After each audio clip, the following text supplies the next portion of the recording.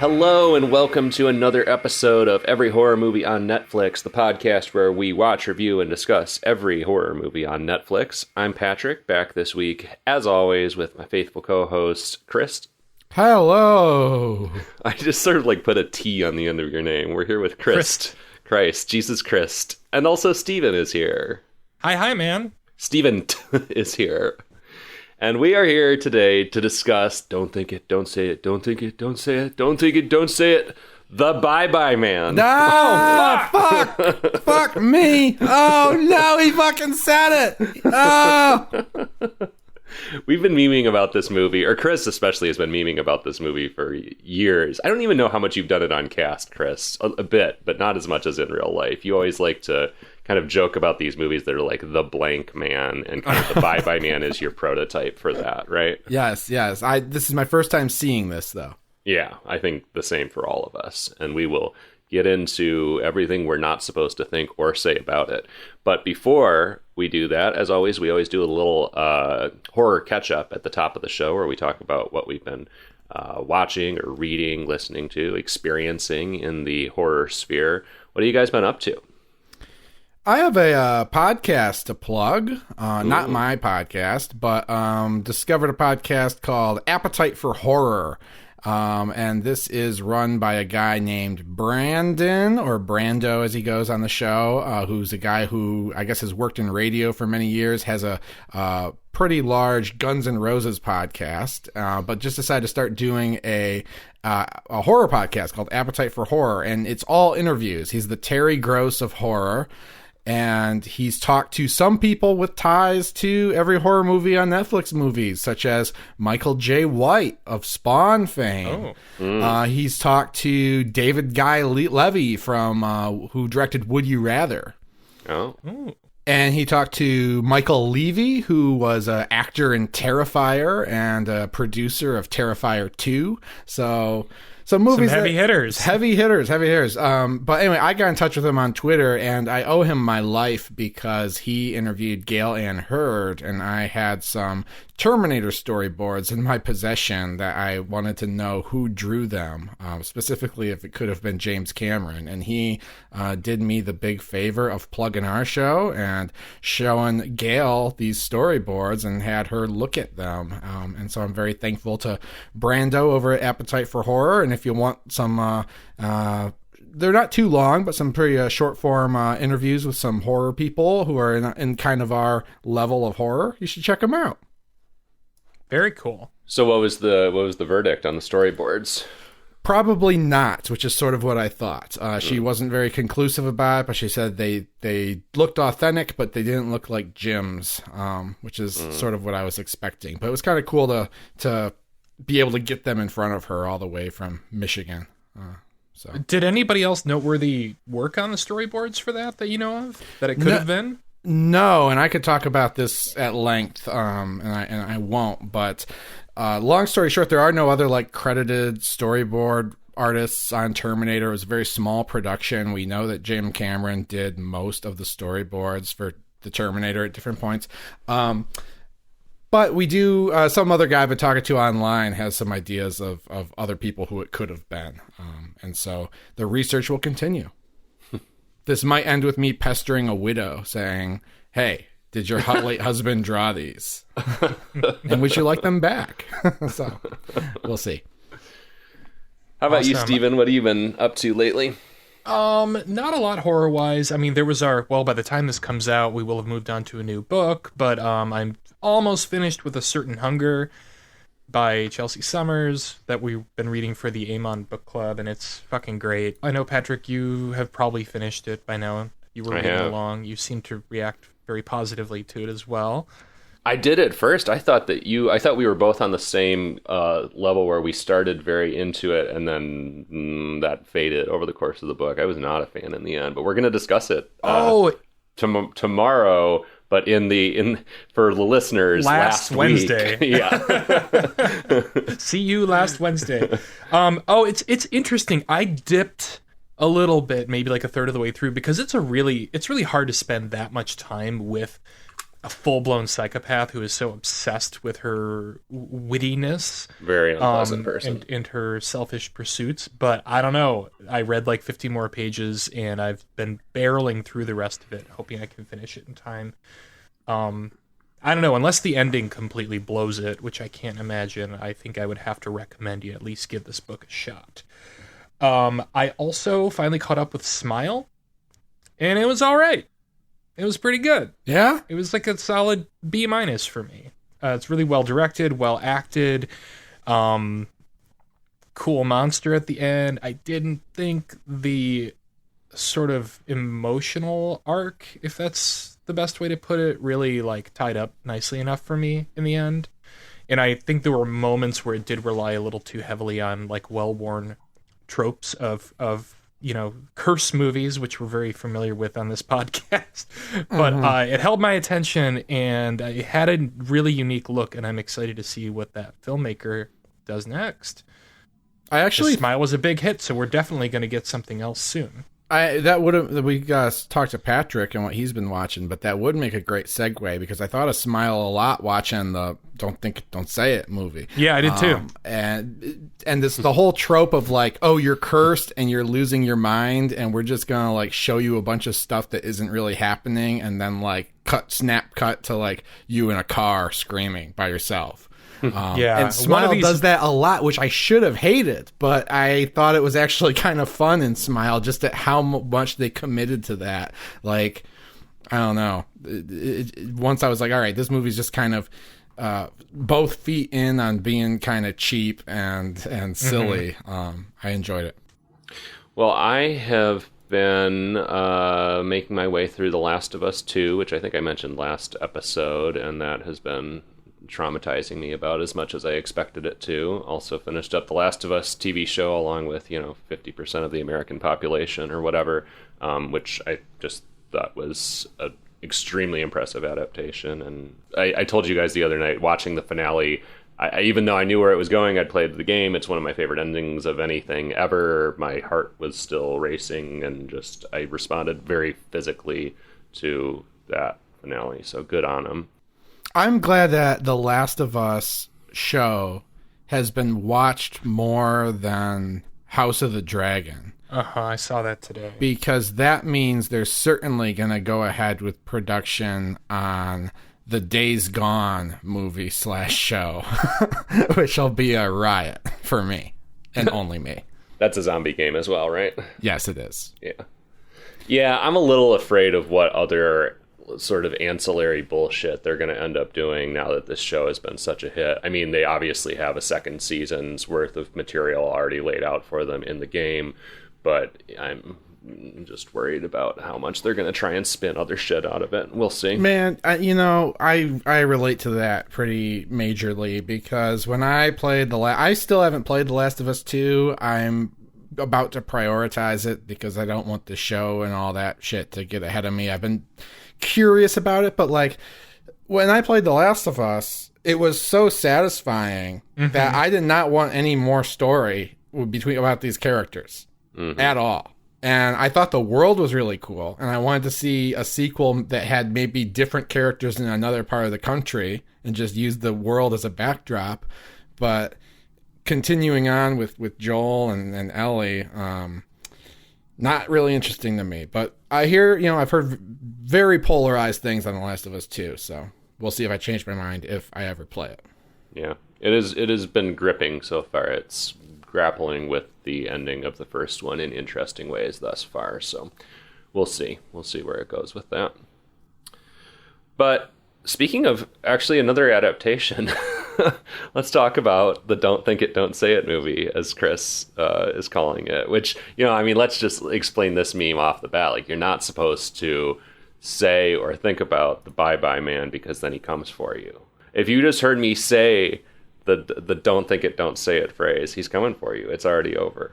The poster for the Bye Bye Man says, the Bye-Bye Man. And then there's a figure in a hooded coat, and it says on the poster, "Don't think it, don't say it.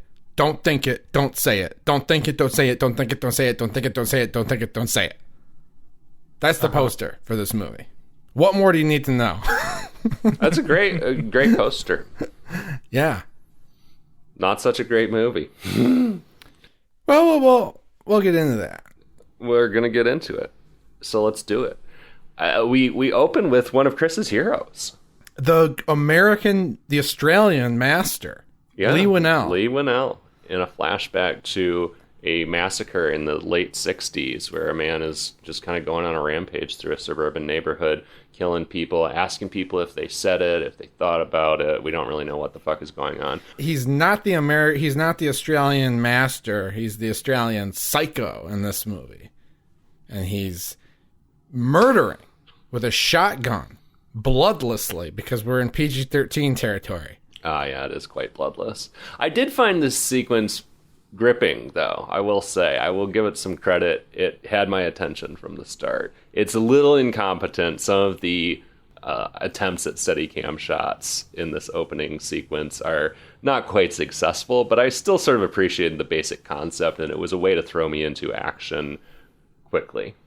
Lee Winnell seems to be playing it for camp a little bit. It does feel a little comedic almost. It's very odd. It feels a little light, or maybe he's just a better director than actor. But I mean, I thought Lee Winnell's been a good actor in the stuff he's been in, but kind of a slight performance for a man who's killing his family and neighbors and himself. So. I had no idea it was him. I mean, I guess I've seen Lee Winnell in things, but I guess not enough to recognize him. I guess I just think of him more as a writer and director. And so like halfway through this, when I was bored as shit and looking at Wikipedia, I like texted you guys, OMG, Lee Winnell is in this, which I mean, I normally wouldn't because spoiler, but he's literally the first thing you see. So not really a spoiler if you guys hadn't seen it yet. I didn't know it was him, and I had seen that part of the film already. I thought he looked kind of uncanny, but I didn't have the energy to look him up. I think the film itself was sucking enough the life out of me to... So he shoots his way through 60s suburbia, trying to sever all ties to anyone who might have thought it or said it. And then we see like a train coming through the darkness towards camera. There's a very brief, like, couple frames of a spooky face. Did you see that? Missed that. No. Oh, yeah, there's a little subliminal Bye-Bye Man face before it cuts to present day.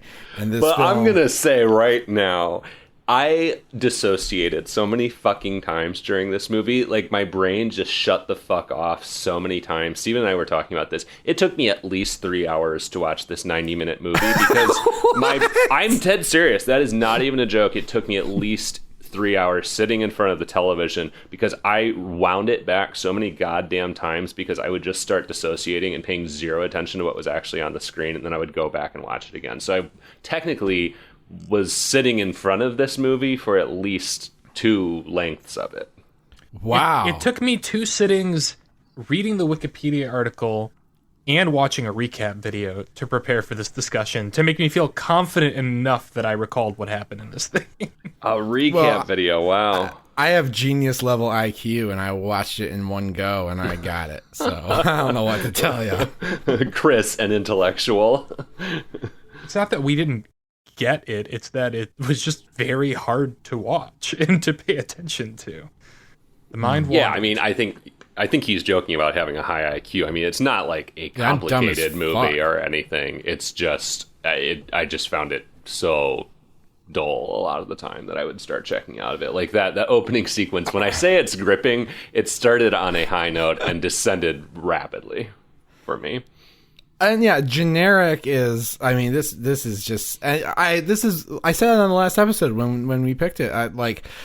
This is what I was expecting was just the most generic curse movie, and I think it delivered on that. It delivered. It is quite funny at times. I mean, obviously unintentionally, but there is some dialogue in this that is so distractingly dumb that it's almost genius. Like For sure. So it's got at least a little something more going for it than, say, Polaroid.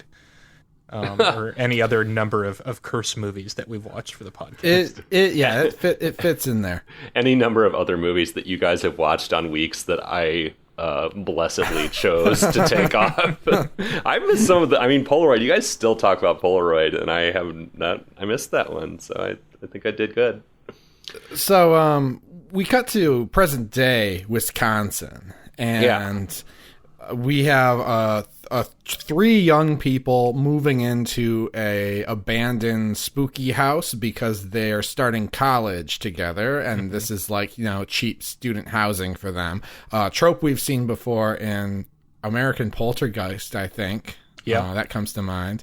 And you know what? A spooky house or a curse movie, you got to have a reason for people to be like moving, and you reach into the box. Okay, they're college students. They're excited for the new semester. That's as good of a reason as any. Yeah, and they almost immediately, and again, if I'm going to give the movie credit for something, it's that it doesn't fuck around too much, which is still, I don't know, it's also baffling just in light of the fact that it, again, lost my attention so many times. But regardless, they almost immediately find a nightstand. A haunted nightstand. A haunted nightstand. In the upstairs bedroom, and I guess we should clarify, three people, boyfriend, girlfriend, and the boyfriend's BFF, male friend. We have Elliot. Oh, you're gonna call him by name. It's amazing. I'm gonna call him by name. Elliot. You do have genius level IQ. Sasha is his girlfriend, who I can't, and that's her personality. I can't really say she has any features except she's the girlfriend. And Elliot, she's sick a lot, and she's also pretty, which I mentioned because people mention it often in this movie. She's pretty. That's a beautiful girl. And they mentioned both of those things actually. Remember the greenhouse scene? That was weird. Oh yeah. Oh, that's one of my favorite scenes in this movie. That's one of the ones that almost feels self-aware. And she's sick in, like, the pretty girl way, where she just walks around a lot going like, and wearing a hat. Yeah, and wearing a hat.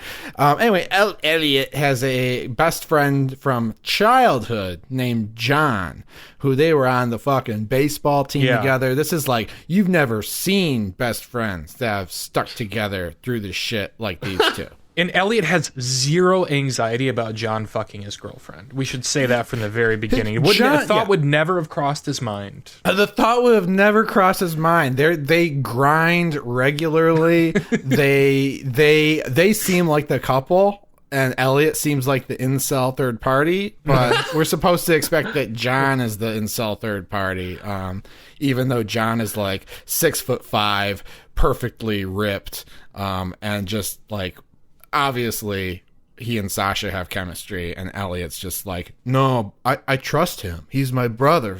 But they're behind. John and Sasha are behind closed doors more often than Sasha and Elliot are in this movie. I think if you were to watch it back and count, I would be right. This is relevant to the plot, of course. But, it's so relevant. There's not really any misdirection, though, involved in this. But yeah, they find the haunted nightstand, which has a liner that says, "Don't think it, don't say it. Don't think it, don't say it. Don't think it, don't say it." And then underneath the liner, carved into the wood, it says, "The Bye-Bye Man." Okay. Don't think it, don't say it, Chris. Fuck. Don't think it, don't say it. Then why did the guy write it on the back of the thing so that you have to read it and therefore think it and maybe want to say it? Good question. Good question. That boggled my mind. Weren't there some coins in there too? What were the coins about? Haunted coins. Who knows what any of the shit associated with the don't think it, don't say it creature, why any of this shit happens. There's shit with a train. Train is a recurring motif. Don't know why. Coins are a recurring motif. Don't know why. So we should say that this all is apparently based on a urban legend, true story, piece of folklore. I'm not really sure. Something that seems to have no real lineage, except it's in a chapter of a book called The Bridge to Body Island, which came out and became sort of the kernel for this whole thing.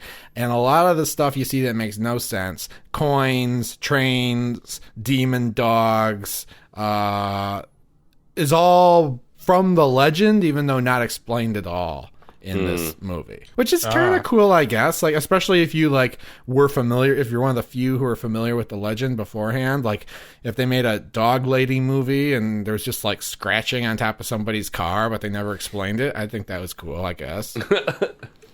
Yeah, but you could easily tie that directly to the dog lady. Whereas a lot of the stuff that happens in this movie that's weird is just ancillary and completely unexplained and like difficult to even like think of your own way to tie it together. Mm-hmm. Right? Yeah. Yeah. And I mean, to me, it almost raises an interesting kind of like, I guess, philosophical question, because some of this stuff seems so non sequitur, and I'm just thinking of. So we mentioned that there's this recurring motif of a train, which I guess does have some significance eventually, but it seems to have more significance than that big incident that happens late in the movie. It seems like that's tied centrally, crucially, to the "don't think it, don't say it" creature in some way. I'm not going to say its fucking name. Good. But, like, I'm thinking in particular of this one scene fairly early on, and these characters all start tripping balls. They're all hallucinating all the fucking time because the "don't think it, don't say it" man is making them see things all the time. So they're seeing weird visions all the time. And early on, we see a weird, I forget which of one of them sees this or hallucinates or dreams this, but it's a shot of, like, again, the train in the dark, lighting up the dark, and then all of a sudden, we see our three protagonists from behind, ass naked, in the light of the train, and it's speeding up to them from behind, and then cut back to whoever it is freaking out about this vision. And it made me think about, of all things, David Lynch, who I fucking love David Lynch, and I could see something like this showing up in a David Lynch movie and me being 100% on board for it. That's fucking awesome. Why did David Lynch think of this? How does it fit into the tapestry of the movie? And it made me actually kind of just ponder, why would I accept that and think that was fucking sick in a David Lynch movie, but in this movie, I'm like, what the fuck are you doing? This is stupid. You know? It is. It's like, it literally feels like it's just there to spice the movie up. Yeah, like it feels like it's there to like make it look a little more artsy or something. Like some of these random shots are just sort of plopped in out of nowhere to make you think, ooh, maybe there's something I'm not getting. You know, there's some subliminal messaging going on. Mm-hmm.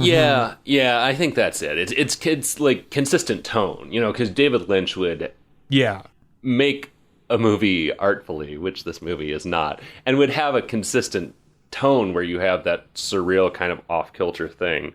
But this is, you know, essentially a very conventional and not that well made, very conventional film that doesn't generally have that sort of surrealist tone to it. So when those moments do show up, it's like, okay, what are you doing? What is this? Yeah, and nothing really. There's a lot of stuff that just doesn't pay off. Like there's numbers on the train that are very visible. And they're showing me, and it's like, what does that mean? Never explained. Mm-hmm. But I don't know. Maybe like the characters, it shows that like, oh, this is a thing. This is like actually a true story. Like this is a real guy. You're not going to understand all his ways, but don't think it and don't say it if you know it's good for you. Yeah. I don't know. The director is not David Lynch. It's Stacy Title, who rest in peace. She died very shortly after this. Well, I guess not shortly, but she died in 2021. This movie's been out since 2017. It feels like it came out 2 years ago. Yeah, it's kind of sad. She had ALS. But I'm reading that she was determined. This was my big scoop, by the way, but you did find it, Chris. Also, she was nominated for an Academy Award for her short film Down on the Waterfront in 1994. Hell yeah. How do you go from that to this? What an interesting career. Yeah, and I saw a piece on her after her ALS was worsening, and she was determined to make one more big picture. She said, I'm going to go out doing what I love. And she never finished the picture. She did start one, though. Yeah, I don't know if they started shooting or not, but she was working on it when she passed. Yeah, but so we're joined also by Elliot's older brother, whose name... Virgil. I don't know. Virgil is his name, and he's played by the guy who comes and almost saves the day in Hush. Oh, He looked real he looked familiar familiar. to me. Yeah, but I couldn't place it. Yeah. But that's who he is, and The he has boyfriend, yeah. and he has a daughter named Alice, who, get this, is played by Jacob Tremblay's older sister. Okay. So Look at Mr. IMDb over here. Small world in these curse movies. And so, like, as soon as they move in, they have a big, like, a rager and some of the most inscrutable dialogue I've ever heard. And a rager that Elliot invites his brother and his niece too. Which is kind of weird that she's just kind of hanging out there like Charlie in Hereditary or something. Yes, exactly. Because it's a rager, but there's this like child girl there. And Virgil, because Virgil is like the brother, but he's also sort of the parental figure because Elliot's parents have been killed in a crash, which seems like it's going to be relevant. He's real sensitive. He doesn't want to talk about it. Never addressed again once that comes up. But Virgil is like trying to give him some fatherly advice, and he's like, Your friend wants to fuck your girlfriend. Oh, he says that. Yeah, he's like that doesn't bother you. And John and Sasha are having like simulated sex on the dance floor in front of everybody. And she's like waving to him while John is like literally, as you said before, grinding on her from behind. Yeah. But then he's like, you know what, brother? This is the only time in your life where you got no responsibilities. You got to study. You got to pass. You got to go to class or something. Like, it was like a really weird couple lines put together where he's like says something that sounds like he's trying to get Elliot to like cut loose, but he's actually telling him to study. It made no sense to me. I don't know. Yeah, this was maybe the peak or the nadir of. I feel like I watched that scene alone like 5 times maybe, and I still did not absorb half of it. Yeah, understandably so. And Elliot is like trying to. Elliot is like jealous, I think, of his brother and his family and his daughter, and there's like character development stuff in the scene, but then it never is brought up again. So don't even just watch this scene with the sound off. You'll miss nothing. But Alice doesn't miss a thing. That's the little girl. She goes upstairs and get some coins. Get some coins. I guess she Should we doesn't drop really in lead some them coin up there. effects? Should we give him some coins? Yeah. Or no, what was it in fucking Cam? Tokens. Tokens. Oh yeah. Tokens and coins. She finds some tokens up there. I guess it's of no consequence either, because it's almost like, oh, the little girl's gonna like unlock the curse thing, and she doesn't, because she doesn't think it or say it or see it. Yeah. I don't know. This is all over the place, but we do have a seance scene, which is one of my favorite scenes. Have you ever seen a bad seance scene? I haven't, including this one. Not my. This was a bad seance scene. No. A seance scene is like a pizza. Like, it's really hard to fuck up a seance scene in my book. That's interesting. I mean, to me, that's it's just so tropey. I could do without ever seeing a seance scene again. I mean, I do love them even generally. The best seance scene I could do without seeing another one. You know what? What about the one in Hereditary? Speaking of Hereditary again. I was actually just thinking of the one in Ouija Origin of Evil. That's a good seance. I mean, there are a bunch of them, but I like the seance scenes where you're seeing how the seance is bullshit in Ouija Origin of Evil. No, the seance scene in Hereditary is great, but generally not something I share Chris's passion for. Yeah, I just love the tropes. Lean in. It's comforting to me. It's like watching Liam Neeson movies. More tropes, the cozier I feel. I do feel similarly, not about this seance scene, which isn't, it's not bad. It just kind of, it's there, like most things in this movie. Have you ever taken part in a seance? Like, no. Is that like no? Hell no. I have. I think that's why I find them comforting, because it reminds me of being like a teenager or like young adult and getting together late at night with friends and getting the Ouija board out, lighting the candles. It is kind of a cozy, spooky feeling. Do you want to talk about your seance? I mean, nothing ever happened. I didn't connect with the beyond or anything. But were you were you the medium, or did you have someone guiding you? Anytime I've ever done it, which is probably realistically only like 2 or 3 times, I've just been a participant. I've had a finger on the planchette, you know, or the what's the light as a feather, stiff as a board thing where you try and lift someone up. That's not a seance. What do you call that? That's like a trust exercise at seance, like a work retreat. I don't think we really have the same definition of seance.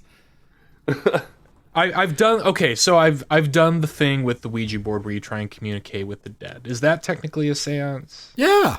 Yeah, okay. So I've done that, but I've not like been asking questions. I've just had fingers on the planchette, trying to see if my friends are fucking with me or not, or who's moving it. That's all the role I've played. I would like to do it someday. I refuse to do it in my own home, but I will go to someone else's house or neutral territory. Come on over. Sit there. Mm-hmm. Yeah. Well, unlike Steven's experience, Kim, the medium in the movie, actually knows her shit. She's a sensitive one. Elliot takes his she's keys. Sasha's goth GF.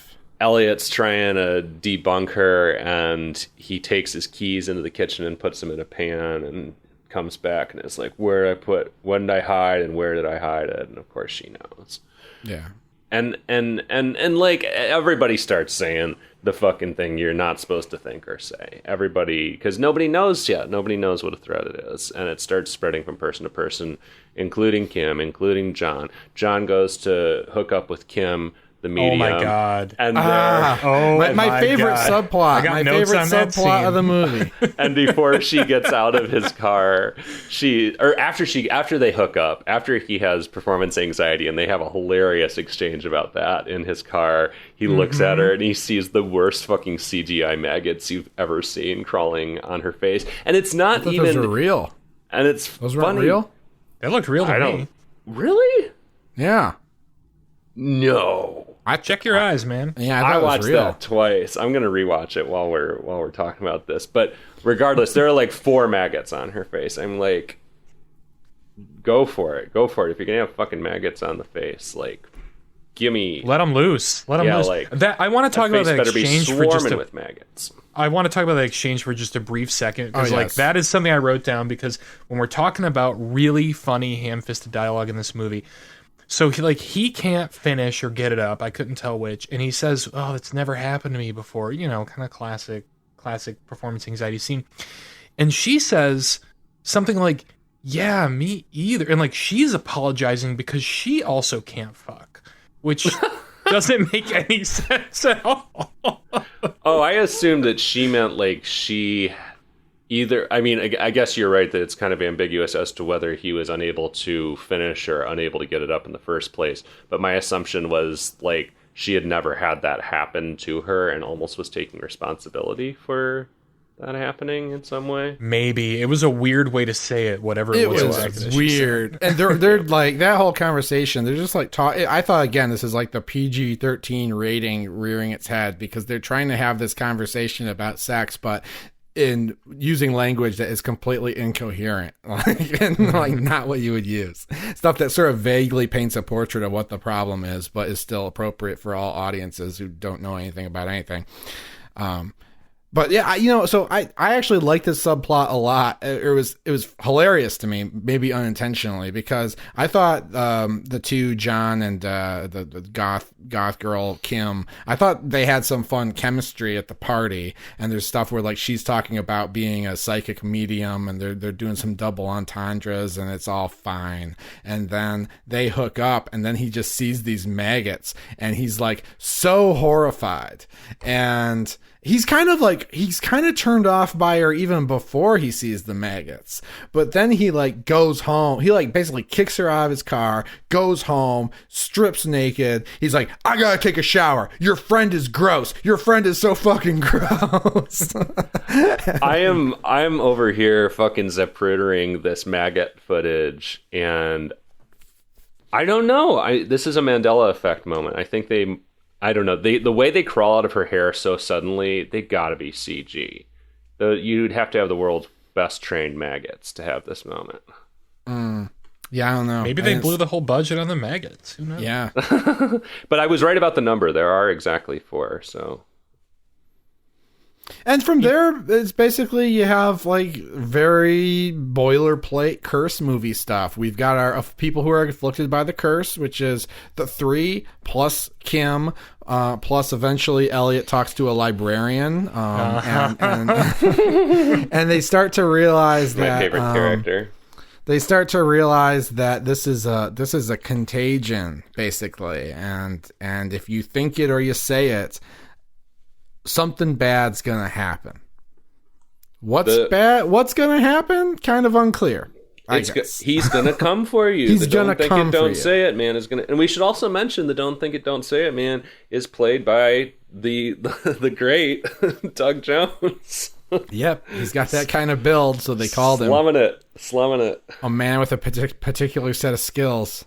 Mm-hmm. Yeah. Javier must have been busy. I did not think that don't think it, don't say it. I did not think that he was spooky. No, really, he wasn't. He wasn't commanding at all, which is weird because I feel like Doug Jones could just show up in like a, even just like a black spandex suit with no features, and still his physicality is always so interesting that it should be spooky. And somehow, even with his horror makeup and everything, all his bye-bye man, oh god, I said it, his getup in this movie, he could have been any actor. Really. He's kind of like the Midnight Man. Yeah, the Moonlight Man. Moonlight Man, yeah. I mean, some of the weird thing about that is, you mentioned his physicality, and it's hidden under a cloak. I mean, some of what you enjoy seeing about Doug Jones a lot of the time is he plays these like sort of humanoid characters who generally don't wear clothes a lot of the time, and they have these strange movements and gangly limbs. But I mean, you only sort of see his face.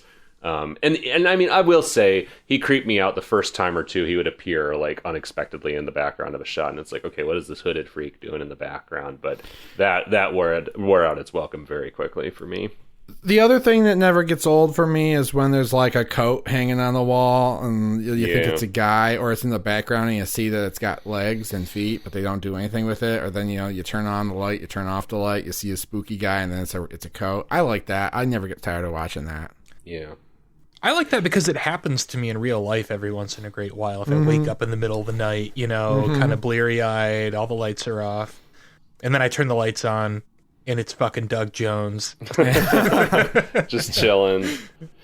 But yeah, I mean, everybody starts hallucinating, seeing weird shit. And one of the key running hallucinations that we've already kind of nodded to already is all these three protagonists are seeing various versions of, like, fucking each other, basically. Oh, God. Like, Elliot is constantly seeing, like, Sasha and John flirting, or John's, like, naked all of a sudden, or whatever. There's just a lot of weird sexual tension where there's questions of, is this real, or is it just, the don't think it, don't say it, influencing his mind. And so he goes to the library because we all love a good research scene.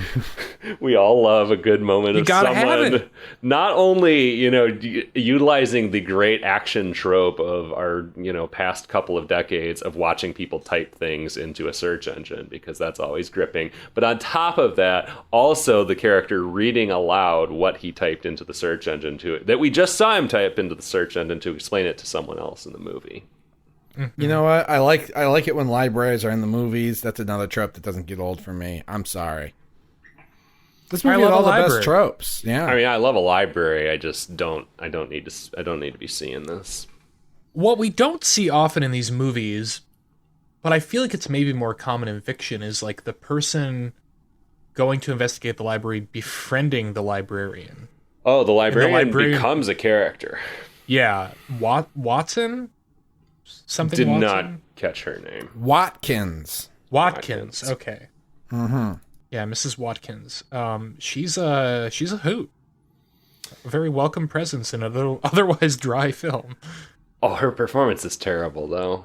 Oh, it's way off. It's like, yeah, it's totally miscalibrated, but I loved it for that. I mean, it calls to question for me, did they just go to the library and like pick the actual librarian from behind the desk and be like, hey, do you want to just play the librarian in the movie? Because that's about the caliber we're looking at. Mm. I mean, no knock on the acting skills of librarians. I've been a librarian. I know a lot of librarians, and God bless them. Some of them are great actors, but She gets some really funny lines in this too, and she does say the name out loud. But like she calls his landline at one point, which also struck me as really funny that they had a landline like with the old fashioned like LCD caller ID, I think, on it. Yeah. And she's just like, hey, I'm having some weird thoughts about this bye-bye man. And it's just so funny. I don't know. Anytime anyone says it aloud in this movie, I cackled. Just really vivid thoughts. It's like it's not an imposing name. Like, right. It's ridiculous. It's such a silly name that all the weight they give it has a little irony to it that's kind of unintentionally funny throughout. It's kind of like, it's almost a participatory movie where it's almost like it's trying to make you personally afraid to think it or say it. Like Incantation. I kept thinking of Incantation exactly. and being like, it's just, kind of the opposite end of the case study scale, because like Incantation does this shit and works. I mean, to a large degree because of the weird gimmick of kind of pulling you, the viewer, into it. But this is, it's a very similar concept and just does not work. Yeah, because like an incantation, if there is going to be an incantation that curses people, like, it's probably going to be something kind of arcane, like that chant, and it's not going to be the title of the fucking movie. Yeah. Yeah. Like, the movie's called The Bye-Bye Man, so, like, don't say it. You can only not think it or not say it so much, because it's right there, and obviously everyone working on the movie thought it and said it, so it's not very intimidating. They should have just called it Don't Think It, Don't Say It. I think that would have been fun. Yeah, it's a little long of a title. But as we demonstrated at the end of the last episode too, though, it's a phrase that like you can easily slip into everyday conversation too. Mm-hmm. It's not some like obscure, strange thing, that you'd have to go out of your way to learn and then say aloud. Like we needed more, and we do have we almost have these scenes, but we needed more scenes where someone's like bye, and someone's like, don't think it, don't fucking say it. If you're thinking of saying it, don't. Fuck. It's making me rethink other titles for like movies that are somewhat similar in being about like a curse or whatever. Like, I feel like Candyman is still creepy. I feel like that still works even in light of Bye Bye Man ruining this kind of title for the rest of time. Yeah, because it like conjures to my mind at least like the image of like a creepy like molesting Candyman, ice cream man, like a purveyor of or an ice cream man, or the ice cream man. Great film, Clint Howard. Like the fucking dude Spawn kills in a Spawn comic you guys have never read, probably. Wow, we're doing deep cut Spawn references now. It's actually not deep cut, but we don't need to go down that rabbit hole right now. Anything that wasn't in Spawn, the motion picture, is a deep cut for me. Exactly. Or Todd McFarlane, like hell I won't. Yeah. I know Spawn the movie, I know Spawn issue 300, and that's all I know. The Empty Man is a title that I think is spooky still. And a much better movie that has some things in common with this movie. Hollow Man. Yeah. Like the idea of, a man, but it's empty. I mean, look, it has to actually evoke something, Like Hollow Man, you hear that, and that's interesting. That makes you go, okay, what is this about? The Bye Bye Man, it's like, okay, what does that mean exactly? I thought this was going to end with them summoning the Hi Man. Jesus to fight Christ. The Bye Bye Man. Oh my God. Yeah, there's nothing scary about like, okay, I get it. The Bye Bye Man, bye bye meaning like you dead boy. But like bye bye is not a scary thing to say. No, it's not. The Good Night Man, the Good Night Man could work maybe. The Die Man. How about that? I mean, we say bye-bye at the end of like every fucking episode of this show, which probably is the part of the show people like most. It's probably the least scary part of the show. Yeah, it means it's finally over. Yeah. But in the library, he finally starts to sort of piece together a little of the backstory to this, which we basically already knew because we saw it. The mystery element of this was extremely uncompelling to me because it's like, okay, like, it's not explained in the prologue that, you know, the don't think it, don't say it phrase has been spreading amongst this community. But, like, you piece that together pretty fucking quick once you start to learn how this works. Like, you don't need this research scene to understand. Right. Like, I'm tempted to say, oh, we should do spoiler break now, but it's clear from the first 2 scenes of the movie what's going on with this mystery. I mean, I would argue it's clear from the poster what's going to happen in this movie. It's a really fucking dumb, simple premise, and learning the backstory doesn't add anything to the mythology except that this has happened before. Yeah. Someone has said it and thought it and got bye-byed. And decided that the solution was to kill... died. This mild-mannered man has decided that there's no hope if you think it or say it, and the only thing to do is put you down like a sick dog, along with everyone else that you talked about it with. Which, apparently, I was shocked. I mean, it's like pulling teeth for me to talk about the Bye-Bye Man. I'm shocked that all these people in the 60s heard this guy talking about this urban legend. And it's like, oh, first thing I'm going to do is go to the hair salon and tell everybody the story. It's so interesting. You guys won't believe this. Yeah, he was a real blabbermouth. Yeah. But anyway, but the stage at that point is basically set for our thrilling conclusion, which I guess we'll put in the spoiler room because we gotta put something there. So sure, why not? Should we review it? I think I'm ready. I don't know. Is there anything else we need to talk about? No. I mean, there is, but we can just push it into the spoiler room. Yeah. So bye for now.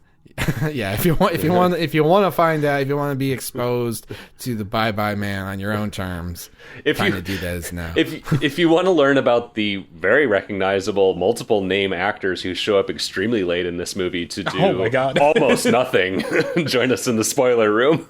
Yeah, that is something worth keeping for the spoiler room because I have not been so surprised in a movie since The Blue Whale.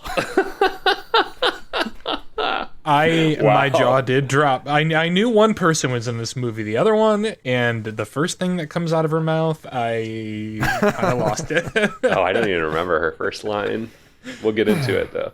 Chris, how would you rate the movie? You said you're ready.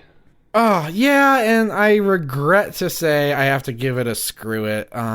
This movie, I'm glad I watched this movie. It's fun to meme about. It's not horrible on the grand scheme of things, but it's pretty damn incompetent and disjointed and not satisfying. There's not like a single, there's all these setups, and I don't think any of them pay off whatsoever. It's just sort of a arbitrary cascade of scenes around this spooky guy who wears a big coat. And the thing, I mean, you can take everything you need to know about this movie away from the poster. The don't think it, don't say it is fun, and you don't need to see the movie to understand it. So screw it. How about you, Patrick? I mean, if it wasn't already clear, it's a screw it. Pretty generic, pretty dull. The moments where it was entertaining were, I think, unintentionally entertaining. They were moments that had me screaming, and not in a good way. This was quite a ride to the bottom. Steven. I almost want to give it a cue it because there are some really funny moments in this, but I'm sure at this point there's a good, I feel like I say this all the time, there's probably a good supercut online of all the stupid shit that people say in this movie. And if there isn't, maybe someday if I'm not so lazy, I'll put one together for you. Don't waste your time on this. It's terrible. It's completely incompetent. It feels like a cynical cash grab. I mean, this was like the early days of the, creepypasta going mainstream and Slender Man and all that stuff. It doesn't have anything compelling to offer that subgenre. So, yeah, screw it. Bye-bye. I want to reiterate that if you're into this sort of creepypasta movie and you're into curse movies, check out The Empty Man. Because it wasn't a movie I loved. It certainly got its flaws, but I think it's just similar. It's similar enough to this movie that I can recommend it next to this movie, but it just works and is a lot of fun in a good way. The problem is it's not on physical release and it's not on streaming anywhere, so you have to I think you can still buy a rental or buy it on VOD for $3 or whatever, and I think it's worth doing so if you're into horror and you're into curses and you want to see a movie that sort of has the basic premise of something like this, but goes in 10 different directions, much like this does, but then kind of pays off. So I'll second that. All right. Well, we're going to say bye-bye for now. And when I say for now, just for 10 seconds, we're going to take a quick little break, and then we're going to do the thing where we spoil it if you want to hear the spoilers. But before we do that, I will remind you, as always, to give us a follow on your social media platform of choice. We are at Amoncast, EHMON on Facebook, Twitter, and Instagram. Also, go check out our merch store. We just have one item out there, essentially, or one design. There's one piece of Amon art that you can put on T-shirts or coffee cups or whatever tickles your fancy. Coins, nightstands. Get a sticker to put on your nightstand. If you want to get one of those items, whatever tickles your fancy, it's at tpublic.com/Amoncast. And that's Amoncast, just like our social media handle, tpublic, T-E-E, public. Also, go to your podcast provider of choice. And wait, hold on. Public is spelled P-U-B-I-C? L-I-K. And also go to your podcast provider of choice. Leave us a review. Subscribe to the show. We like to see the feedback when you leave us a review. And the more reviews we get, and especially the better they are, the more it helps people find the show. And the more inclined they'll be to listen to it because they can see your stunning review. And lastly, check out our Discord. It's a delightful community of Amon fans and, more importantly, horror fans from all over the world. Just a big chat room, forum full of nerds talking about horror movies, horror books, the latest Amon movies, what have you. And there will be a link to that in our show notes.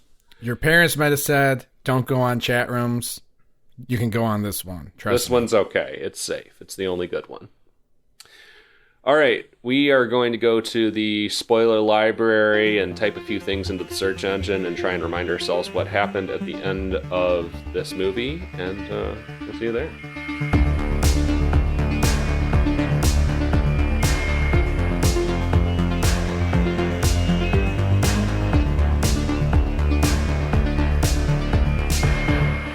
Okay, we are back from our little spoiler break. We're down here in the spoiler room, and we are ready to spoil everything about the Don't Think It, Don't Say It.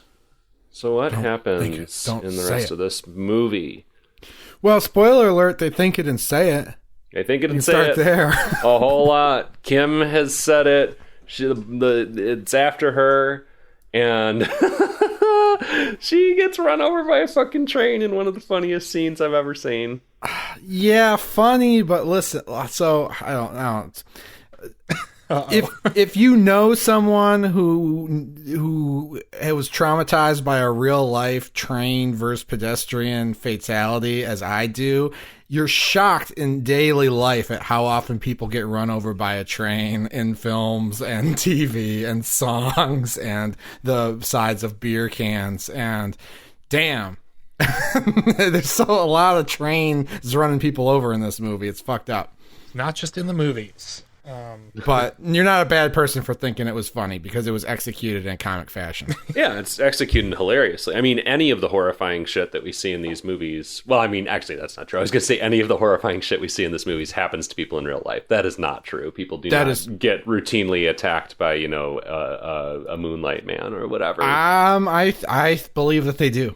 But I mean, obviously in these movies we often see acts of the violence and random terror that are things that happen in real life. And that's why they're horror movies. That's why these things work on us. But you can stage those things in a way that is compelling, scary, disturbing, etc.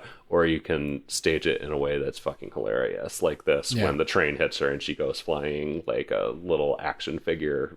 Or like in train tracks. In Pet Sematary, when Gage gets hit by the truck.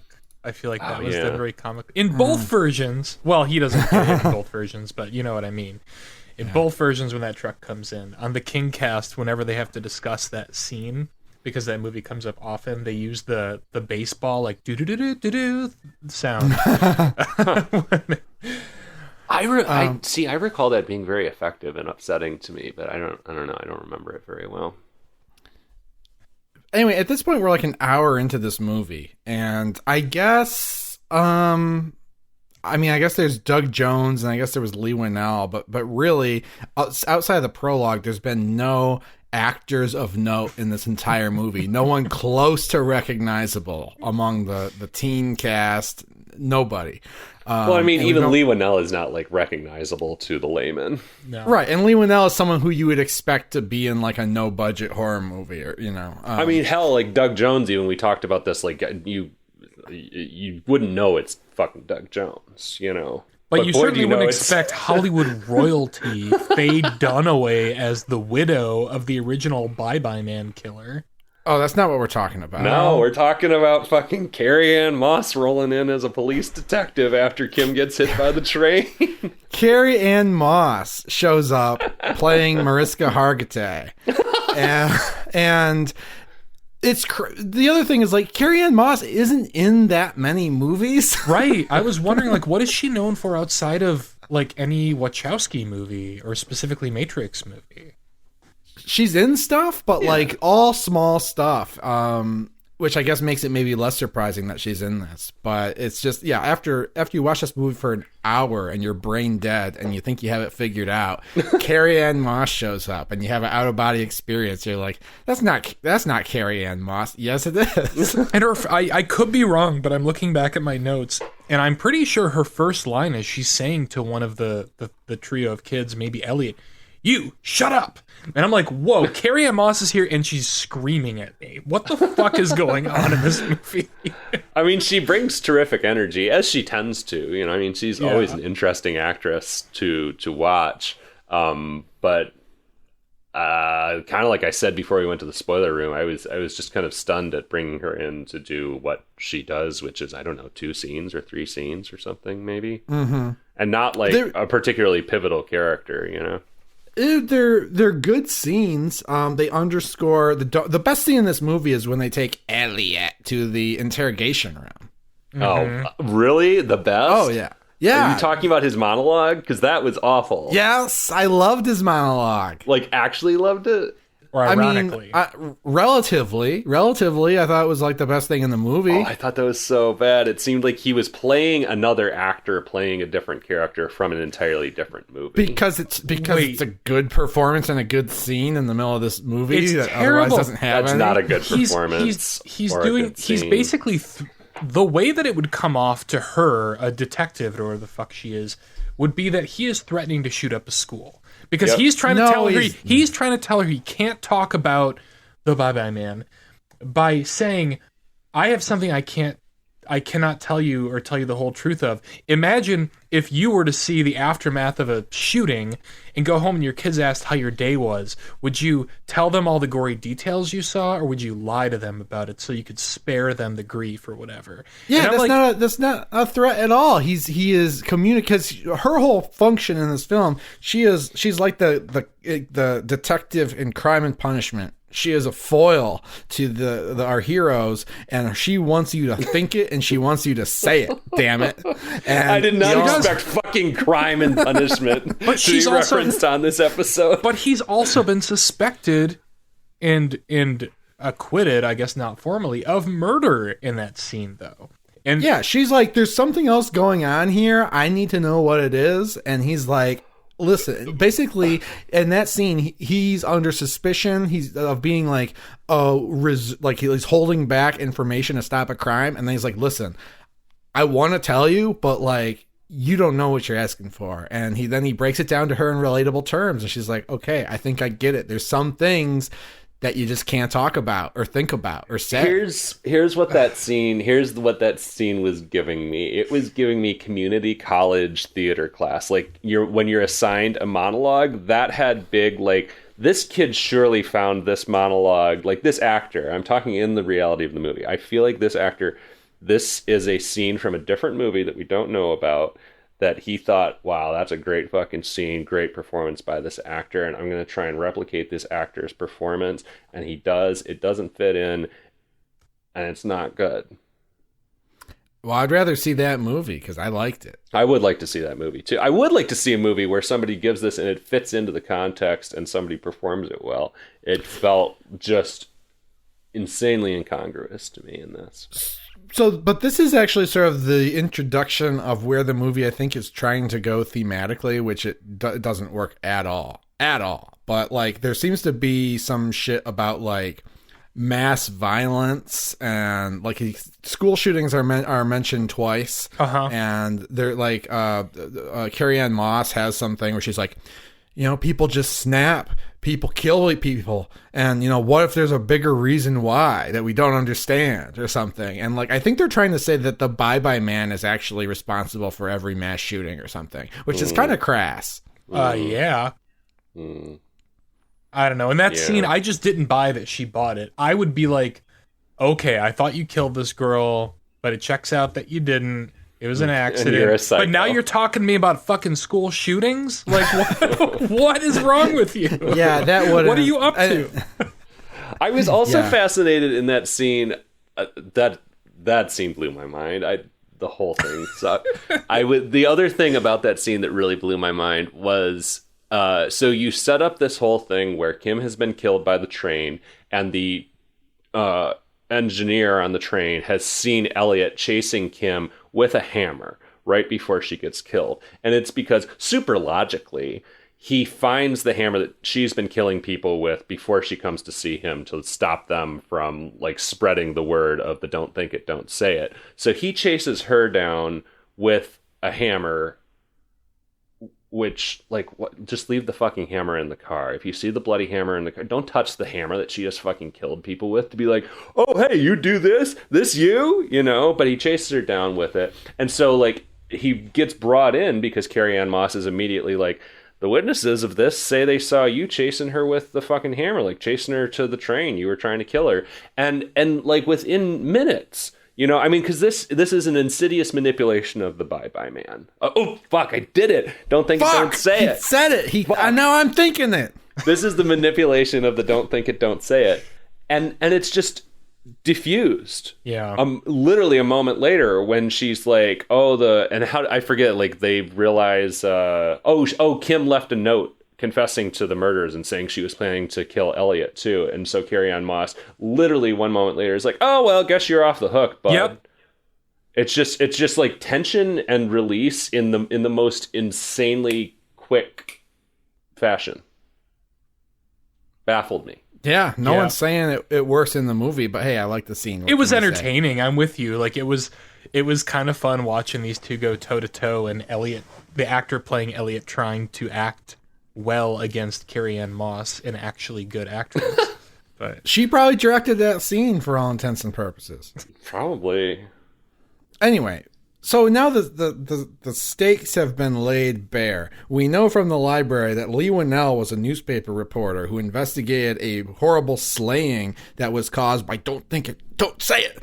And he went mad and decided that he had to kill everybody, as we know, who encountered it to stop it. It's like a controlled burn on an invasive species. You got to stop this thing from spreading through force. We find out that he has a widow that Elliot goes to visit. And the widow is, as Steven said, Faye Dunaway. Oscar winner. Faye Dunaway. Unrecognizable unless you've seen Faye Dunaway like at the Oscars in the last 10 years. But it's her. Yeah, and the less said about that, the better. We get to see her briefly catch on fire. Right? That's fun. That was amazing. At that. Which turns out to just be another Bye-Bye Man. Oh, fuck. Don't think it, don't say it. Hallucination caused by the don't think it, don't say it. Yeah. So then we have the big, hilarious. We have like this big hell yeah moment where Elliot is like, you know what? I've got this figured out. I know the Bye-Bye Man's tricks. He makes you see things that aren't there. Don't trust what you see. I'm not afraid of this Bye-Bye Man. We're giving him power. Don't think it, don't say it, Chris. Fuck. Guys, I've been saying it all. We're fucked. God damn it. So it's very Nightmare on Elm Street in this scene. He's like, you know what? Like, all you got to do to put this guy away is to take your power back from him, and that's what I'm gonna do. And he issues a challenge to the don't, or I'll fucking say it because he's strong in this moment. He says, "All right, bye, man. Come on out. Like, you got any other tricks besides making me see crazy shit that makes me act up? Do you?" And then so he goes off to go back home and confront the bye-bye man, and it's all going to be good. This has there's no fucking relevance on the rest of the movie. Right. Because the rest of the movie is him seeing hallucinations and falling for him and killing people. Yeah. Yeah, he comes home and immediately walks in on John having sex with Sasha, which was a hilarious scene also. And decides this is real, and in fact it's so real, I'm going to, like, no, actually, they're not having sex at that point. He's they're stabbing each other with scissors. What? Wait, no. what? He walks in and he hallucinates hearing and seeing them having sex. That's before he sees Faye Dunaway, isn't it? I think it's after. Because it's late in the game. Because he hits John in the head with a baseball bat, and he's tied up for several scenes worth of movie. Oh, okay. And during those scenes, he's out talking to Faye Dunaway. Yeah, I forget. Yeah. Order. Then he comes home. He runs over the librarian in the street on the way. Oh yeah, that was good. That was good. Big Halloween 2 fake Michael Myers energy there. Yeah. He arrives home to see what appears to be John, I think, stabbing the girlfriend with scissors. And he fights John, ends up shooting John. Everybody is hallucinating that everybody is everybody else. Which is kind of fun. I like that Doesn't part. John also hallucinate the dead girl too? Somewhere during this he mix? thinks that the reason he's trying Sasha to kill is the Kim. girlfriend. Yeah, he thinks Sasha's Kim. That's why he's trying to stab her with scissors because she's all spooky.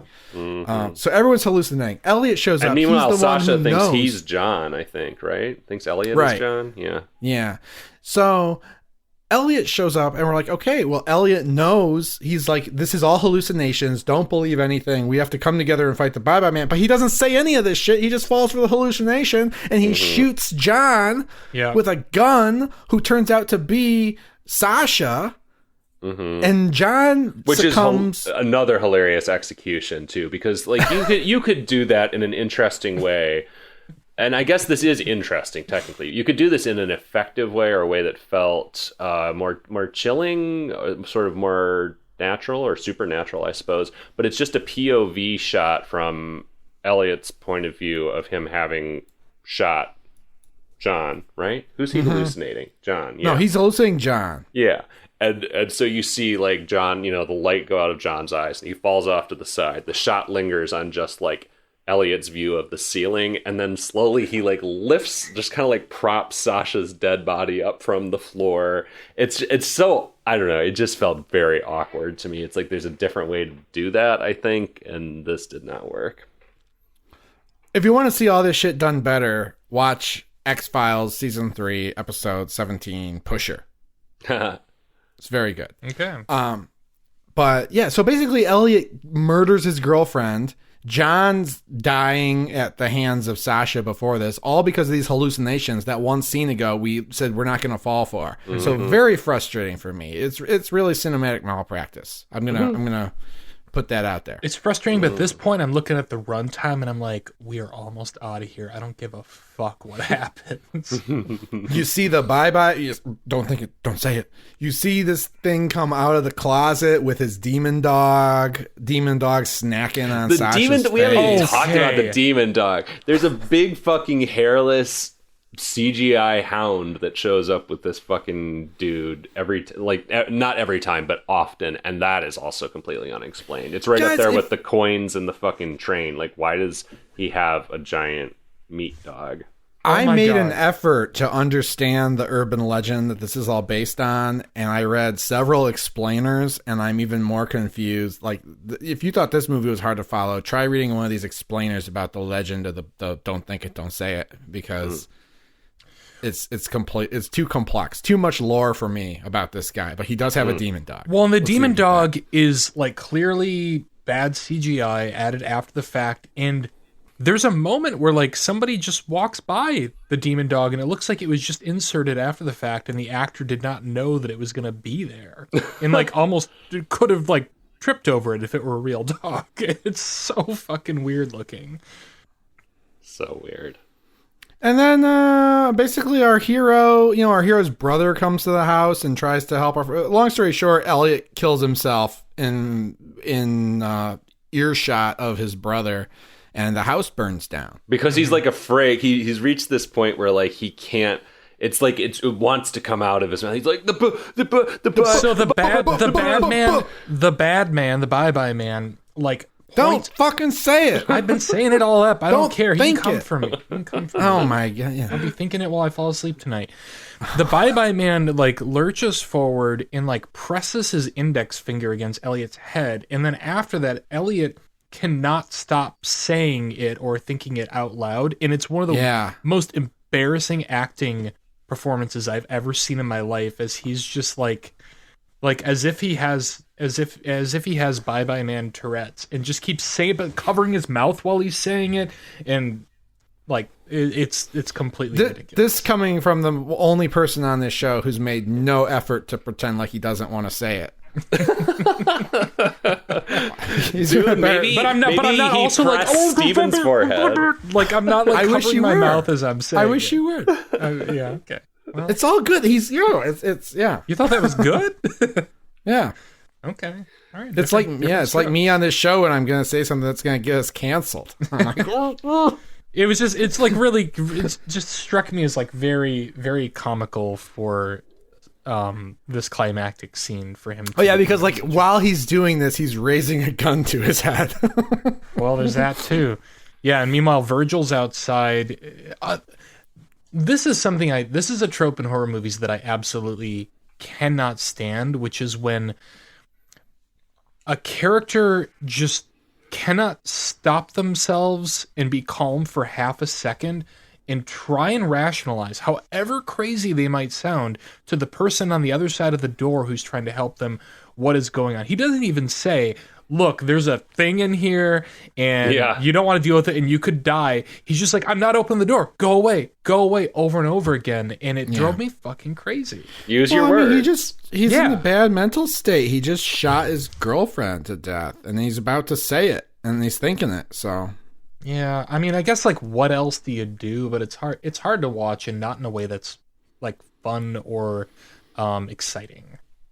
But that's it. I mean, basically, so everyone's basically dead. Well, not quite. We have a really stupid red herring, like fake twist ending before the actual twist ending. Virgil and his daughter are driving away. She has run off into the bushes to go pee because she really urgently had to go to the bathroom during this whole encounter. And she's like, I have some coins. And Virgil's like, well, where'd you get those from? And she's like, I found them. And of course, we know this is like the hallmark of the don't think it, don't say it. But wait, why is it? Oh, because she found the nightstand, which Elliot dramatically throws away at one point in the movie. She finds the nightstand and she's like, oh, there was some writing on it. And the dad's like, well, what did it say? And she's like, you know I can't read in the dark, silly. What do you think I am, a flashlight? Oh my god. Big dramatic moment there. Dramatic moment there where you're like, you're sure she looked and then read this thing. It's dramatic if you fucking care, and I didn't at this point. So I'm like, this is like false tension. But when she said, what do you think I am, a flashlight? What kind of mind writes something like that? What kind of mind thinks that that's how children or anyone would talk? I mean, possibly the little girl. Maybe she wrote it herself. Well, then we cut to a flashlight beam on the ground next to the nightstand by the investigators. And we see that the nightstand's still there, sitting by the garbage. And I feel like that's where the movie was supposed to end. And the flashlight read the words and thought them and said them. Damn. It was very clever what they were doing, actually. It was a sentient flashlight. Mm-hmm. I would be happy if the movie had ended there, and you know, we know that the cursed nightstand's still out there, waiting for someone else to stumble upon it. It would have ended sooner, and I would have been down with that. Yeah, But instead no, we get got to have somebody else say it. We gotta have somebody else. So it turns out John, stabbed to death by crazy girl with scissors, is still alive.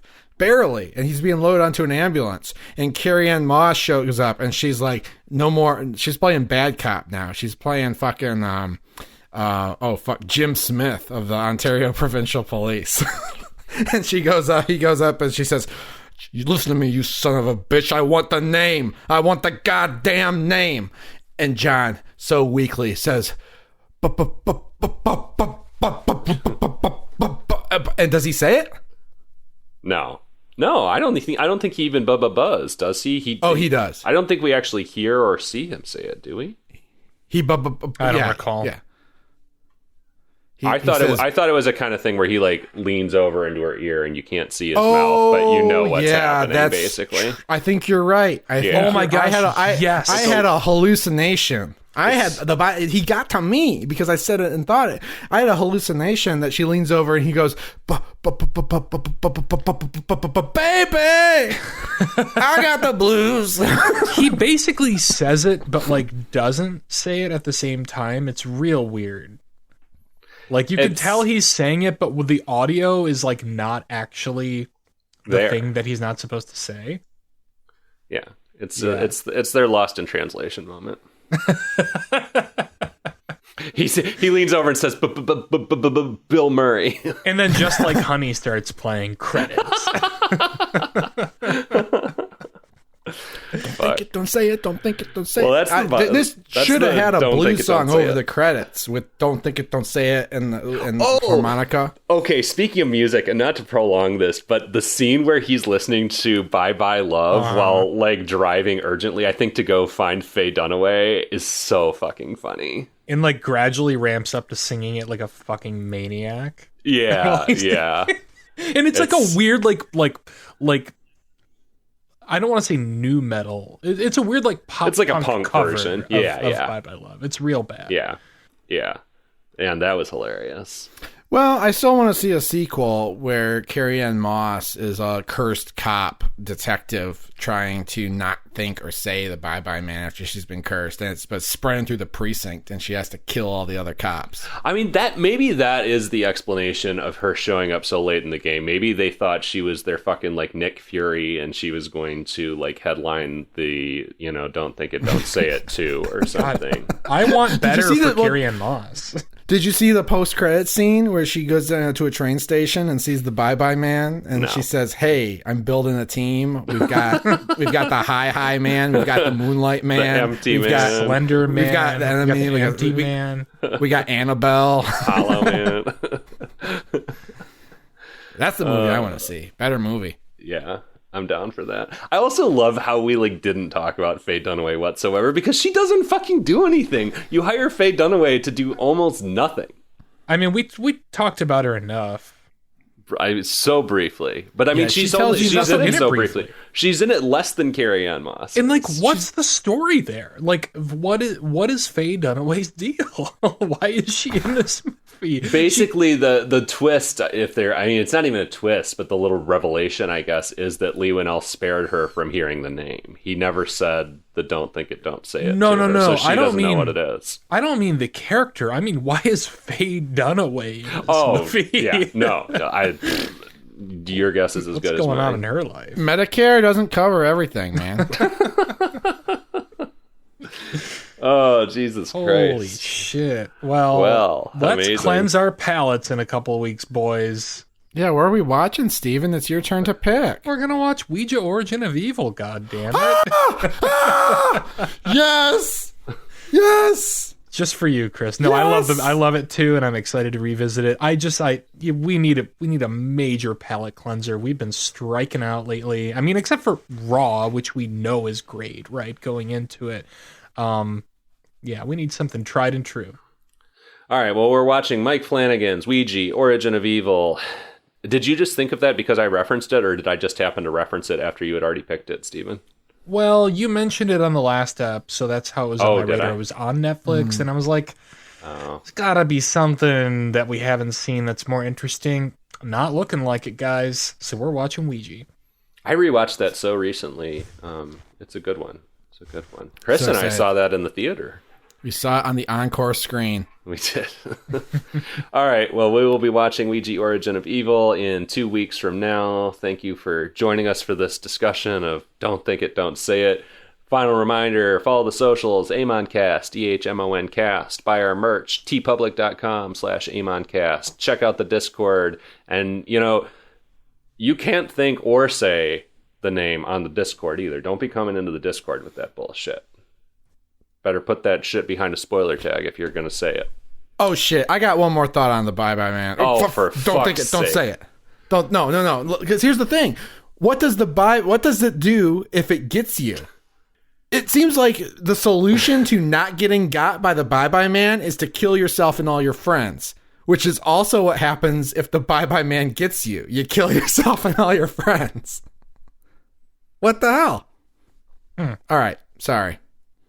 I don't understand. Oh, I have a note on this movie that I have not addressed so far, which is We're going into overtime. And I think Oh my I think I really truly did hallucinate, but I wrote down animated wallpaper. Does that mean anything to you guys? Yes. Oh my god, I laughed so hard because there's the wall. I forget what's on the wallpaper, wolves or don't something. remember the and one of context, them, but I remember the one image. of them like animates and turns into the skinless meat dog and just like turns its head to look at the viewer / the character. It's hilarious. It's hilarious. Yeah, it's like the opening of the White Lotus season 2, the credits. It's so fucking weird. Oh, this movie. Okay, I'm glad you reminded me of that. That was great. That was great. All right, let's get the fuck out of here. For every horror don't think movie it, don't on say it. Netflix, I'm Patrick. Don't think it. Don't say it. I'm Chris. Don't think it, don't say it. I'm Steven. Bye-bye, man. No, don't think it, don't say it. Ah!